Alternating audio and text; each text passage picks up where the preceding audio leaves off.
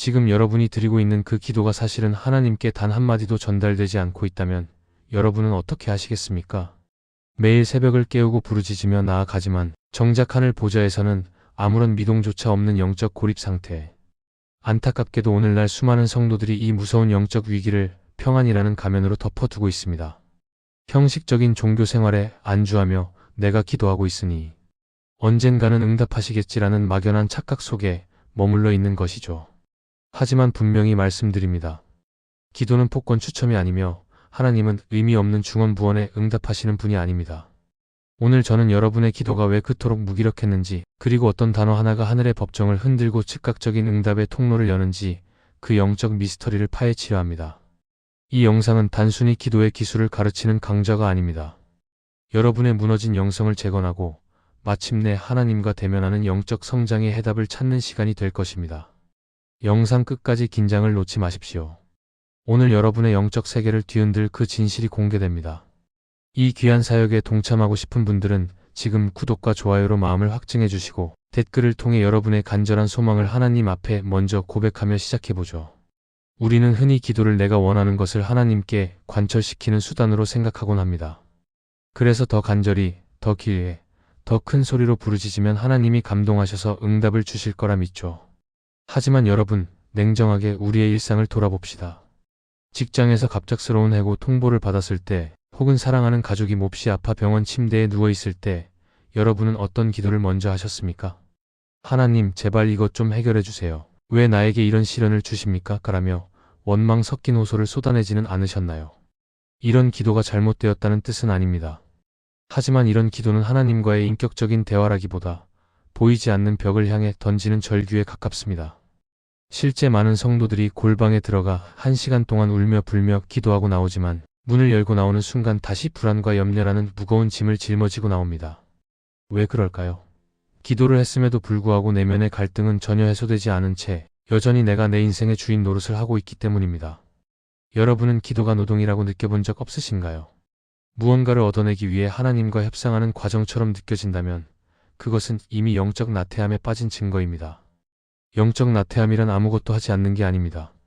하나님과의 바른 관계를 고민하지 않고 그저 내 필요에만 집중하는 종교적 열심 자체가 무서운 영적 게으름이죠. 사실 우리 주변에서 흔히 볼 수 있는 상황이 있습니다. 누군가에게 정중하게 부탁을 할 때도 우리는 그 사람의 이름과 직함을 부르며 예의를 갖춥니다. 그런데 만군의 주인이신 하나님 앞에 나아갈 때 우리는 정작 그분의 이름이 가진 권세와 그분과 나 사이의 본질적인 관계는 잊은 채 용것만 간단히 말하고 자리를 뜨곤 합니다. 여러분이 겪고 있는 그 구체적인 경제적 결핍, 자녀 문제, 관계의 파탄 속에서 여러분은 하나님을 어떤 분으로 대우하고 계십니까? 하나님, 제 사정 아시지 않습니까? 라는 말 뒤에 숨겨진 불신앙의 씨앗을 먼저 발견해야 합니다. 성경 말씀 마태복음 6장 7절은 이렇게 경고합니다.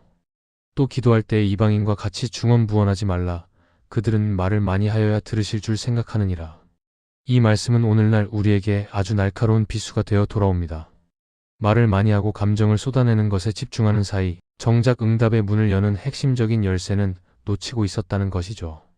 여러분이 집 현관문 앞에서 아무리 크게 소리 지르고 문을 두드려도 맞는 열쇠를 꽂지 않으면 문은 열리지 않습니다. 기도의 응답도 이와 같습니다. 하나님이 설정해 놓으신 영적 원리를 무시한 채 내 열정만 쏟아붓는 것은 마치 엔진이 꺼진 차의 엑셀러레이터를 밟는 것과 다를 바 없습니다. 이제 우리는 그 공허한 외침을 멈춰야 합니다. 그리고 성경이 증언하는 그 단어, 하나님이 당신의 보좌에서 즉시 일어나 귀를 기울이게 만드는 그 비밀스러운 언어가 무엇인지 진지하게 질문해야 할 때입니다. 그 해답을 찾아가는 첫걸음은 지금 내가 드리는 기도의 주어가 누구인지 확인하는 것에서 시작됩니다. 나의 간구 속에 하나님은 정말로 살아계신 통치자이십니까? 아니면 나의 욕구를 채워줄 심부름꾼입니까? 이 근본적인 질문 앞에 정직하게 서지 않는다면 아무리 오랜 시간 무릎을 꿇어도 하늘은 정적만을 되돌려줄 뿐입니다. 우리가 그토록 응답을 갈구하며 수만 마디의 말을 쏟아낼 때 정작 성경 속 기도의 거장들은 아주 짧고 단순한, 그러나 거부할 수 없는 강력한 단어 하나로 하늘 문을 열었다는 것입니다. 과연 그들이 사용했던 그 단어에는 어떤 비밀이 숨겨져 있기에 하나님의 보좌를 즉각적으로 움직였던 것일까요? 만약 여러분이 지금까지 알고 있던 기도의 상식이 완전히 뒤집힌다면 그리고 그 비밀이 여러분의 상상을 초월하는 신학적 깊이를 담고 있다면 여러분은 그것을 받아들일 준비가 되셨습니까? 이제 우리는 평범한 종교적 수식어를 넘어 영적 세계의 근간을 흔드는 그 결정적인 단어의 실체로 다가가 보려 합니다. 그곳에는 우리가 미처 몰랐던 성경의 거대한 신비가 숨겨져 있습니다. 기도의 응답을 즉시 불러오는 그 단어의 실체를 이해하기 위해서는 먼저 성경, 원어가 담고 있는 깊은 영적 뉘앙스를 살펴봐야 합니다. 우리가 흔히 기도를 마칠 때 사용하는 아멘이라는 단어를 떠올려 보십시오. 히브리어 아만에서 유래된 이 말은 단순히 그렇게 되기를 바랍니다 라는 소망이 아닙니다. 이 단어의 본질적인 의미는 확고하다, 흔들리지 않는다, 그리고 진실하다는 뜻을 내포하고 있습니다. 구약 성경에서 이 단어는 언약의 확실성을 담보할 때 사용되었습니다. 즉, 여러분이 기도의 끝에 이 단어를 선포한다는 것은 내 소원을 비는 것이 아니라 하나님의 약속은 반드시 이루어질 수밖에 없는 법적 효력이 있습니다 라고 하늘 법정에 선언하는 것과 같습니다. 하지만 오늘날 많은 성도들은 이 단어를 마치 주문처럼 혹은 기도가 끝났음을 알리는 신호탄처럼 가볍게 사용하곤 하죠. 그러나 성경적 배경에서 기도의 응답을 즉각적으로 끌어내는 단어는 바로 아바입니다. 예수님께서 겟세마네 동산에서 땀방울이 핏방울이 되도록 기도하실 때 부르짖었던 그 단어, 아바 아버지라는 표현을 기억하십니까? 여기서 아바는 당시 유대 사회에서 어린아이가 아버지를 부를 때 쓰던 가장 친밀하고도 전적인 신뢰를 담은 단어입니다. 헬라어 성경은 이를 파테르라는 격식 있는 단어와 병행하여 기록하고 있는데, 이는 우주 만물의 통치자이신 하나님이 동시에 나의 가장 친밀한 보호자라는 이중적인 신비를 드러냅니다. 영적 전쟁의 관점에서 볼 때 우리가 아바라고 부르는 순간 연기에서는 엄청난 변화가 일어납니다. 사탄은 여러분이 하나님을 멀리 있는 두려운 심판주로만 여기기를 바랍니다. 그래야 여러분의 죄책감을 건드려 기도를 막을 수 있기 때문입니다. 그러나 여러분이 성령의 감동으로 아바 아버지라고 부르는 순간 그것은 법적으로 여러분이 하나님의 상속자임을 선포하는 행위가 됩니다. 로마서 8장 15절은 이렇게 증언합니다. 너희는 다시 무서워하는 종의 영을 받지 아니하고 양자의 영을 받았으므로 우리가 아바 아버지라고 부르짖느니라. 여기서 부르짖다에 해당하는 헬라어 크라조는 단순한 외침이 아니라 갓 태어난 아기가 생존을 위해 내뱉는 강렬한 비명을 의미합니다. 즉, 응답받는 기도의 단어는 세련된 문장이 아니라 하나님과 나 사이에 끊어질 수 없는 관계를 확증하는 단어입니다. 여러분이 경제적 위기 속에서 혹은 질병의 고통 속에서 수천 마디의 설명을 늘어놓기보다 진실된 심령으로 이 단어의 의미를 되새기며 나아갈 때 하늘의 군대는 즉시 움직이기 시작합니다. 왜냐하면 그것은 피조물의 요구가 아니라 자녀의 당연한 권리 행사가 되기 때문입니다. 여러분의 기도는 지금까지 어떤 언어로 채워져 있었습니까? 혹시 하나님을 설득해야 하는 타인으로 대하고 있지는 않았나요? 이제 그 거리감을 깨트리는 영적 원어의 신비를 여러분의 삶에 적용해야 합니다. 성경은 분명히 경고합니다. 입술로는 주여 주여 부르짖지만 그 마음은 내게서 멀도다. 혹시 여러분의 기도가 응답되지 않았던 진짜 이유가 하나님이 무능해서가 아니라 여러분이 하나님을 이용하려 했던 영적 반역 때문은 아니었는지 돌아보아야 합니다. 여러분의 열심이 사실은 하나님을 대적하는 도구였다면 여러분은 오늘 이 자리에서 모든 것을 멈추고 회개할 준비가 되셨습니까? 만약 지금 이 순간 하나님의 심판이 시작된다면 여러분은 당당히 아바라고 부르며 그분의 품에 안길 수 있겠습니까? 이제 기도의 응답을 가로막는 가장 처참하고도 은밀한 영적 실체를 마주할 시간입니다.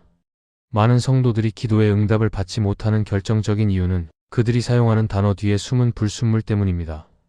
여러분은 기도의 자리에서 주님의 뜻대로 하옵소서라고 말합니다. 참으로 경건해 보이는 문장이죠. 하지만 솔직해집시다. 그 문장의 속뜻은 주님, 제 뜻이 곧 주님의 뜻이니 제 마음대로 해주세요 라는 강요가 아니었습니까? 이것은 기도가 아니라 하나님을 향한 영적 협박입니다. 야고보서 4장 3절은 날카롭게 지적합니다. 구하여도 받지 못함은 정욕으로 쓰려고 잘못 구함이라. 여기서 정욕에 해당하는 헬라어 헤도네는 단순한 쾌락을 넘어 하나님의 통치를 거부하고 내 만족을 삶의 중심에 두려는 이기적인 본성을 의미합니다. 여러분 착각하지 마십시오. 하나님은 여러분의 소원을 들어주는 진이가 아닙니다. 우리가 아바라고 부르는 순간 그것은 내 요구사항을 관철시키겠다는 선언이 아니라 이제 나의 주권은 당신께 있습니다 라는 항복 선언이어야 합니다. 그런데 오늘날 교회 안의 모습은 어떻습니까?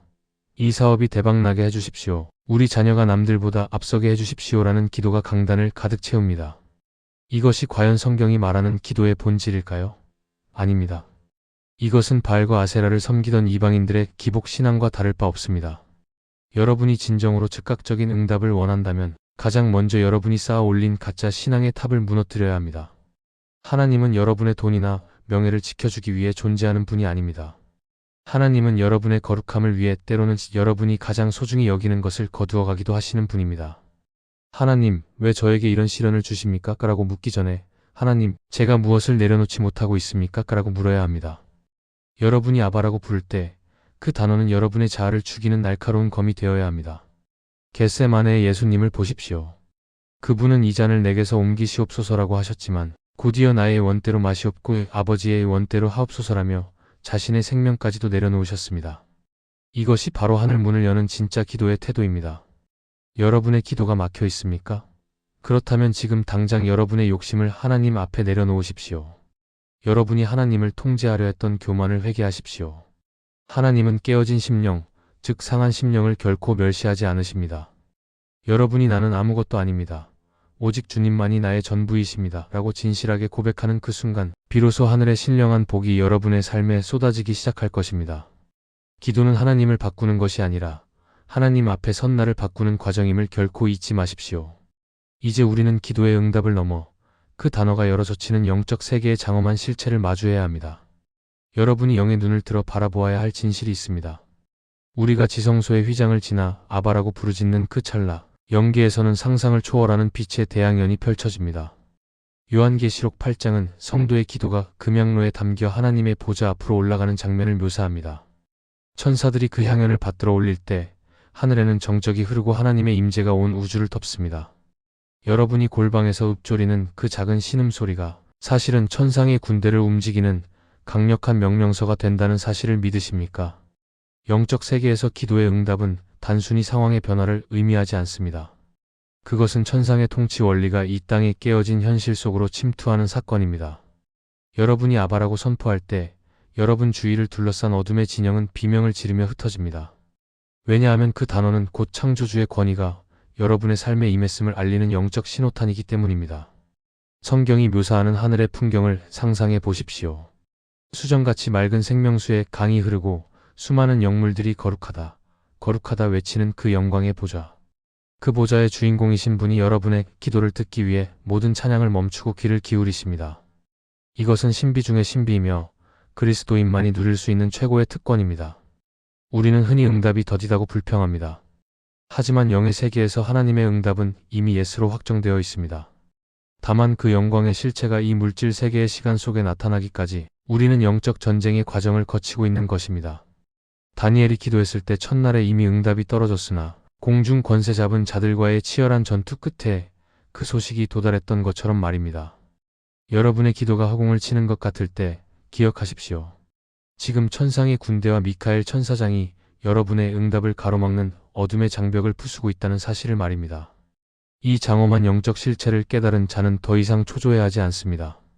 이미 내 기도가 하늘 보좌에 상달되었고 만군의 여호와께서 나의 아바가 되셔서 모든 것을 주관하고 계심을 보기 때문입니다. 여러분의 기도는 이제 땅의 언어가 아니라 천상의 언어가 되어야 합니다. 눈에 보이는 결핍에 매몰되지 말고 이미 예비된 하늘의 풍요와 재림의 영광을 미리 맛보며 기도하십시오. 여러분이 이 신비로운 영적 원리를 붙잡는 순간 여러분의 삶은 더 이상 고난의 연속이 아니라 승리가 예정된 장엄한 행진이 될 것입니다. 하나님의 나라는 말에 있지 않고 오직 능력에 있습니다. 그 능력이 지금 여러분의 무릎 사이에서 태동하고 있습니다. 성도 여러분, 이제 선택의 시간이 왔습니다. 여전히 여러분의 욕심을 채우기 위한 중언부언의 기도를 이어가시겠습니까? 아니면 만왕의 왕을 나의 진짜 아버지로 인정하며 그분의 뜻 앞에 온전히 항복하시겠습니까? 오늘 우리가 나눈 아바라는 그 짧은 단어 속에 담긴 거대한 운명적 사랑을 기억하십시오. 하나님은 오늘 이 영상을 통해 여러분에게 다시 한번 손을 내밀고 계십니다. 내 사랑하는 자녀야, 이제는 나를 온전히 신뢰하고 내 짐을 내게 맡기지 않겠니라고 말씀하십니다. 지금 이 시간 가슴에 손을 얹고 함께 고백하기를 원합니다. 주님, 저는 아무것도 아닙니다. 오직 주님만이 나의 주인이시며 나의 아버지가 되십니다. 나의 막힌 기도의 문을 열어주시고 오직 주님의 뜻이 나의 삶에 이루어지게 하옵소서. 여러분의 그 진실한 고백이 들려올 때 하늘의 문은 비로소 활짝 열릴 것입니다. 오늘 이 말씀이 여러분의 영혼의 작은 불씨가 되었기를 소망합니다. 여러분의 기도가 실제가 되고 삶의 모든 해답을 예수 그리스도 안에서 발견하는 축복이 있기를 간절히 기도합니다. 오늘 전해드린 영적 미스터리가 여러분의 삶을 변화시켰다면 이 은혜가 흘러갈 수 있도록 공유해 주시고 구독과 좋아요로 이 사역의 동역자가 되어 주십시오. 댓글에 여러분의 회개와 결단을 남겨주시면 저도 함께 마음을 다해 기도하겠습니다. 주님의 평강이 여러분의 기도의 자리에 늘 함께 하시기를 축복합니다.